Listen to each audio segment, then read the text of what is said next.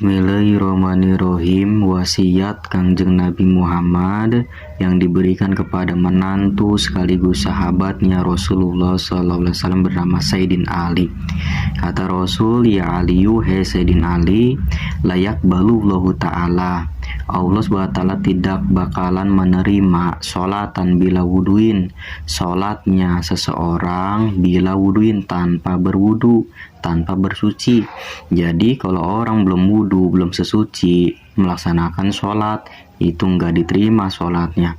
Wala sodakotin minal haram, dan Allah Subhanahu wa ta'ala tidak menerima sodakohnya seseorang dari rizki yang haram.